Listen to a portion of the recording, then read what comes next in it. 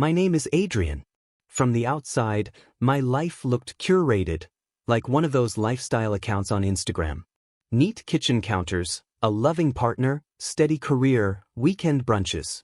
For 8 years, Liam and I had built a life that others admired. People said we were goals. But if they could have looked just a little closer, they might have seen the fractures forming beneath the polish.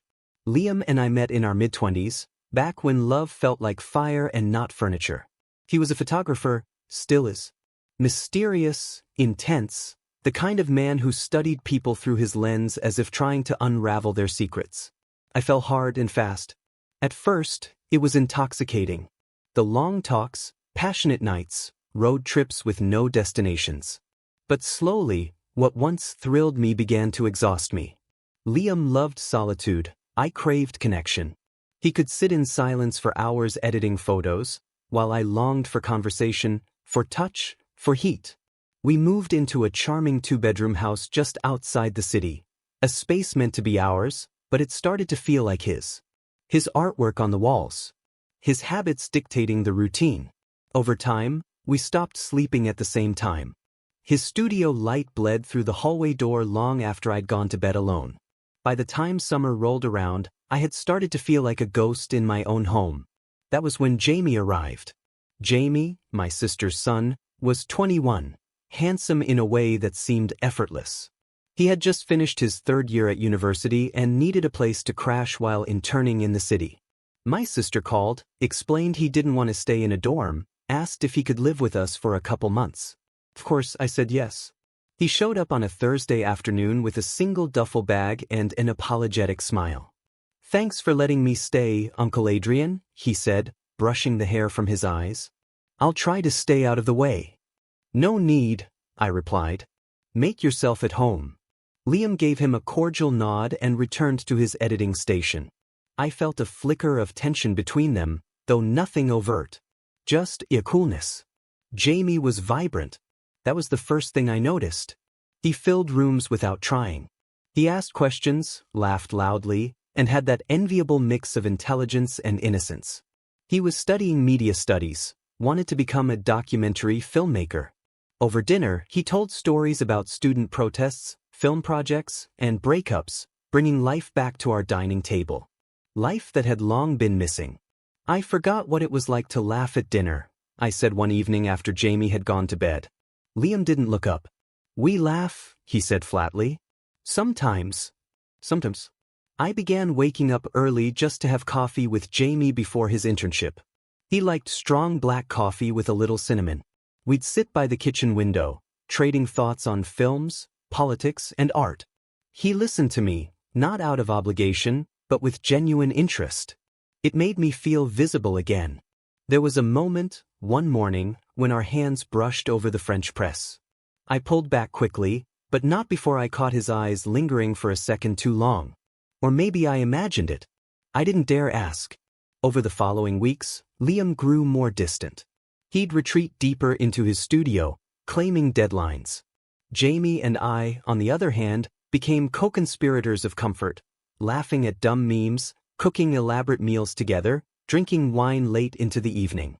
He had an easy way of making the house feel warm again. I told myself it was harmless. I needed the company. That's all. One night, I passed by Jamie's room and heard him humming. The door was ajar. He was shirtless, pacing, scrolling through his phone. He caught me watching and smiled, not embarrassed, just aware. "Can't sleep?" he asked. I nodded. "Too many thoughts." "Same here." There was a beat of silence. Not awkward, but heavy. He didn't invite me in, and I didn't walk away. It was the kind of moment that teetered between innocent and charged, until Liam called my name from the kitchen, shattering the tension like glass dropped on tile. I returned to bed, but sleep didn't come. In the days that followed, I became increasingly aware of Jamie's presence. The scent of his cologne, the way his towel hung beside mine, the faint sound of his laughter drifting through the walls. I found myself wondering what he thought of me. Not as an uncle, but as a man. Was I imagining the connection? Or was it mutual? Either way, the thought alone was dangerous. One night, Jamie and I were watching a film, An old French romance neither of us truly cared about. Liam had gone to a gallery event. Halfway through the movie, Jamie shifted closer. Our knees touched. I didn't move. You ever feel like you're living the wrong version of your life? He asked, eyes still on the screen. I looked at him, but he wouldn't meet my gaze. Every day, I replied. The film played on, but we didn't really watch it. After he went to bed, I sat alone in the living room, staring into the dim television screen, my reflection faint against the dark glass. I tried to tell myself I hadn't crossed any lines, that I was just lonely, that he was just kind. But I knew better. Desire doesn't announce itself with fireworks. It creeps in, softly, insidiously, until you're no longer sure where your loyalty ends and your longing begins. I hadn't done anything, but I wanted to. And that was enough to unravel everything. A week after that quiet night on the couch, everything in the house started to feel different, even the air. Jamie and I still had our morning coffees, but they carried a new weight, an undercurrent neither of us named. He would sometimes look at me just a moment too long, and I would pretend not to notice. Sometimes he'd brush past me in the kitchen, his hand grazing the small of my back, and I'd pretend it was accidental, even though I knew better. There was nothing overt, nothing you could pin down, and yet everything was shifting. It was like gravity itself had recalibrated. Liam, oblivious or simply choosing not to see it, remained distant. He buried himself in freelance gigs and gallery work, often gone for hours or locked behind his studio door. When we did talk, it was surface level, grocery lists, the dog's vet appointment, bills. The silence between us had grown so thick it felt almost structural, like part of the house. Jamie filled that space without trying. We laughed, really laughed, about the most trivial things. He introduced me to the music he loved. I shared stories from when I was his age.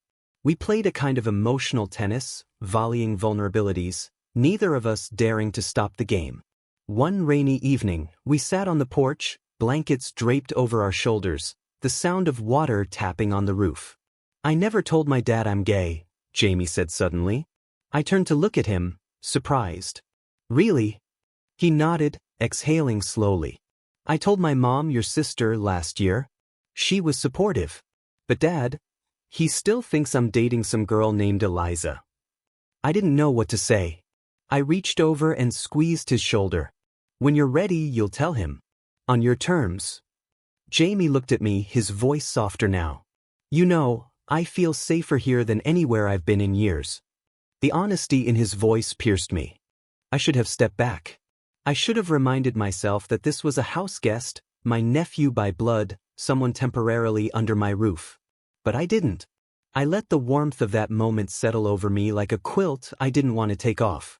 A few nights later, I was in the kitchen after midnight, sleepless again. Jamie walked in shirtless, rubbing his eyes. Insomnia twins, he joked. I smiled, trying not to stare. Apparently. He leaned against the counter, grabbing a glass of water. The silence stretched. You ever feel like you're waiting for your life to start over? He asked. I considered it. I think I've been waiting for that for years. Our eyes met, and for one terrifying second, the air became charged with unspoken possibilities. He stepped closer. But I turned away, suddenly busying myself with the kettle, though I had no intention of making tea. The moment passed, but the damage was done. We had both seen what was hiding behind our words. The next day, I found myself checking my phone more than usual, hoping for a message from him even though we were in the same house. I began to rearrange my schedule so we'd run into each other more often. I started hiding these changes from Liam, not overtly, just in small, harmless-seeming ways.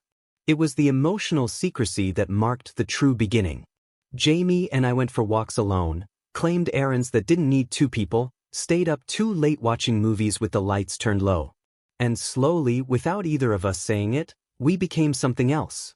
Something not quite family, not quite friends, not yet lovers, but undeniably more than we should have been. I caught myself lingering by his bedroom door one evening, listening to him hum along to a song. I hated the part of me that found comfort in it. One Sunday, Liam left early for a photo shoot. Jamie and I had the morning to ourselves. He was still in his pajamas, hair tousled, eyes sleepy. We made pancakes, spilled syrup, teased each other about who was the worse cook.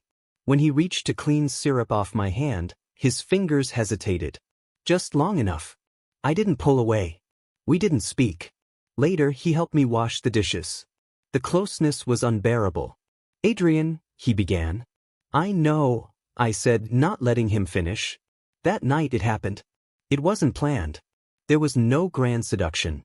Just a buildup of stolen glances, brushed hands, and words that had meant too much for too long.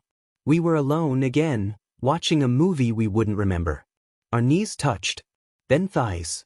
Then silence. He looked at me, question in his eyes, and I didn't say no. Our lips met like we'd both been holding our breath for days.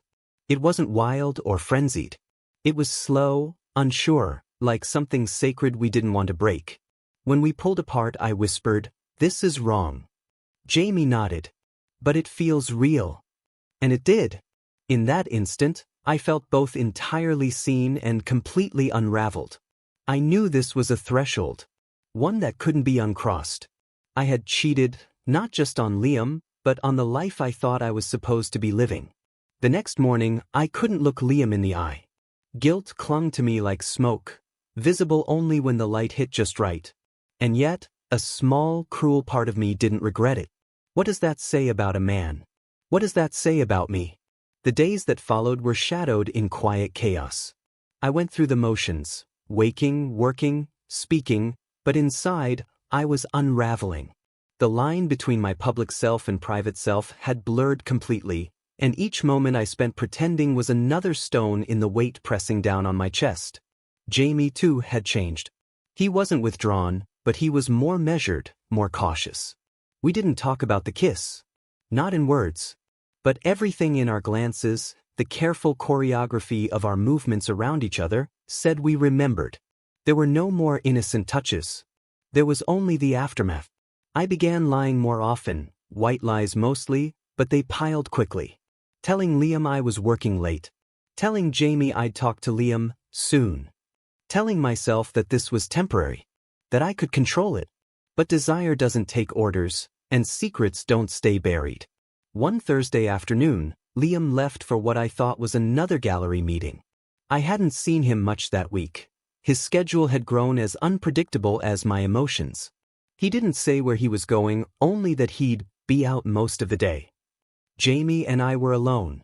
The atmosphere in the house was taut, electrified, like the seconds before a lightning strike. I had tried to avoid being alone with him, but neither of us made the effort to stop it anymore. We weren't two people trying to be good. We were two people waiting to be caught. He was in the kitchen, pouring iced tea, his t-shirt thin and damp from the heat. The summer sun filtered through the blinds, casting stripes across his skin. I stood in the doorway, watching him without pretending not to. "Want some?" he asked, not looking up. I nodded. "Yeah." He handed me a glass. Our fingers brushed. The same old story, but this time, we didn't look away. "Are we going to talk about it?" he asked quietly. I took a sip before answering. "We're past talking, aren't we?" Jamie didn't reply. He just stepped closer.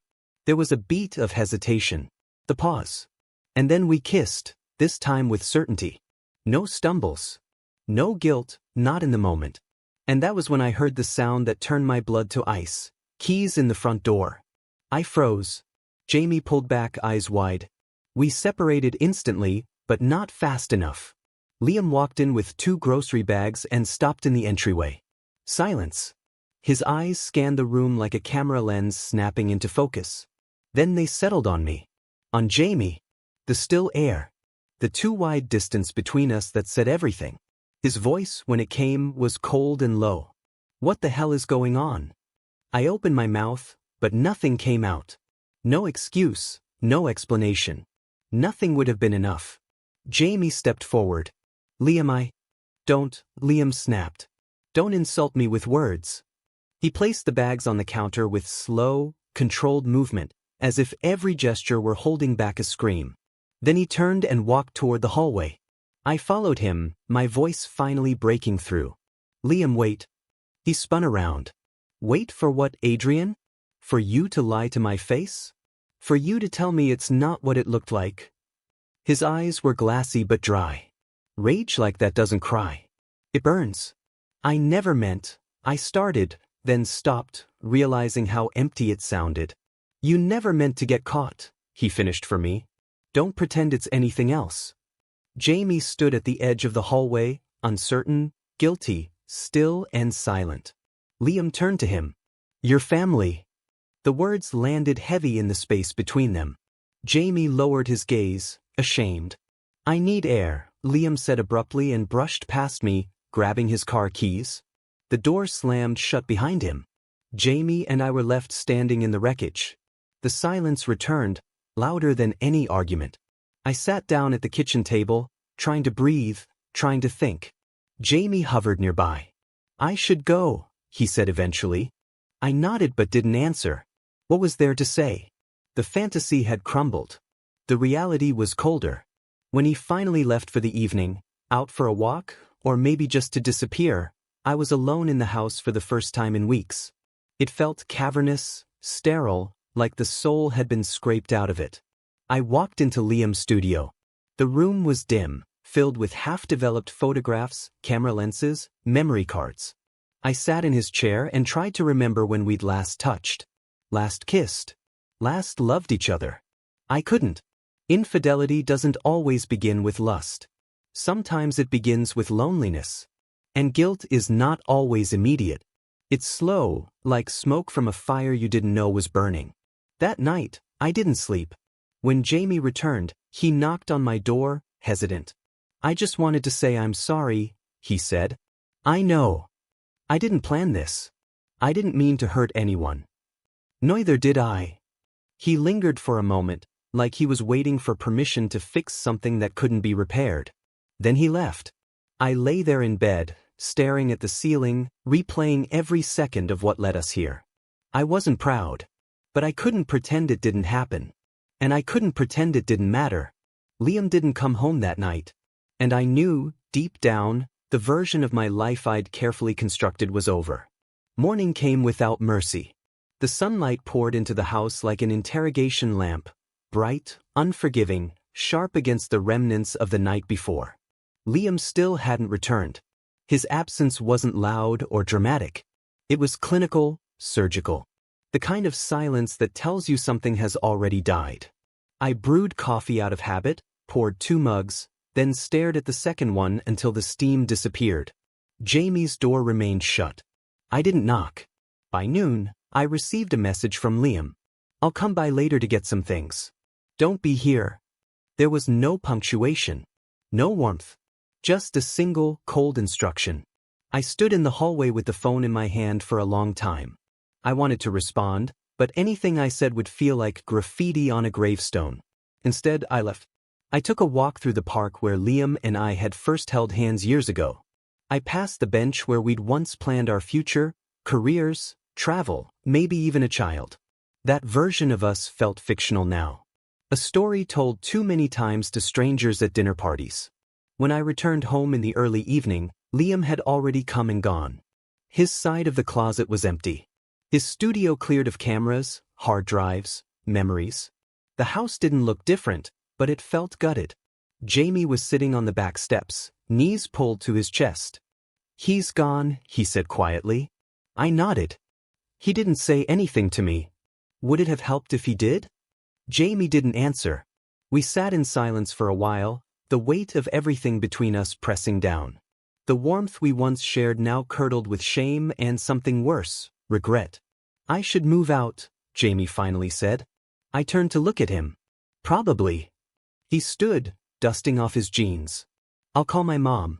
Maybe I can stay with her friend for the rest of the internship. You don't have to disappear, I said, even though I knew he would. He met my eyes. I think I do. That night he packed his things. No dramatic farewell. No teary confessions. Just a quiet goodbye and a pause at the doorway. I don't think what we felt was fake, he said. I don't either. But it wasn't right. I nodded. No, it wasn't. Then he was gone, and I was alone. Really alone. The days that followed moved slowly, as if time itself was unsure how to proceed. I went to work, I ate, I slept in fits. But everything had been scraped hollow. There was no one left to perform for. The mask had shattered. I debated calling Liam 100 times. To explain, to beg, to apologize. But each time I reached for my phone, I hesitated. He didn't want a conversation. He wanted distance. Maybe he deserved that. Then one evening, nearly a week later, I got a message. Can we meet? Neutral ground. I agreed. We met at a small cafe we used to frequent in better times. He was already seated when I arrived, dressed casually, his face unreadable. Hi, I said. He didn't respond immediately. Just studied me for a moment before nodding. I'm not here for drama, he said. I just need closure. I understand. He stirred his coffee, not looking at me. It wasn't just about Jamie. It was about you checking out long before that. About me pretending not to notice. I swallowed hard. I didn't mean for it to happen. I know. That's the problem. His words stung, not because they were cruel, but because they were true. He wasn't angry anymore. Just tired. I loved you, Adrian. But I don't think we ever really saw each other. Not fully. You wanted something I stopped being able to give. And I wanted someone who wouldn't need saving. I didn't try to interrupt. Everything he said had been echoing in my own mind for days. Jamie, he trailed off, exhaling sharply. I don't even know what to say about that. He's young. Confused. But you should have known better. I did, I whispered. And I still failed. He finally looked at me. I'm not here to punish you. You've already done that to yourself. I just needed to tell you that I'm letting go. For both our sakes. Something in me cracked then. Something I hadn't even realized was still holding together. Thank you, I said, voice trembling. He stood. Take care of yourself, Adrian. Try to be someone you're proud of. And then he was gone. But this time, something felt different. There was no longer the desperate need to fix what was broken. Just the quiet knowledge that I had broken it, and I would have to live with that. I went home and began the slow, painful process of rearranging my life. I took down the photos, cleaned out the studio, repainted the hallway we'd once argued over for hours. Each act was small, but together, they stitched a kind of fragile healing. Weeks passed. I heard from Jamie once, an email, short and cautious. Hope you're okay. I'm learning. Growing. I think we both needed to break something to realize what we're made of. I didn't reply. Not because I was angry, but because I understood. Some stories don't have sequels. Some are meant to end so the people in them can begin again, elsewhere. As for me, I walk more now. I read. I cook for one. I journal even when it hurts. The house is quieter, but it no longer feels like a sentence. It feels like space. Like breath. I'm not proud of what happened. But I'm not pretending anymore. And that, I think, is the beginning of something new.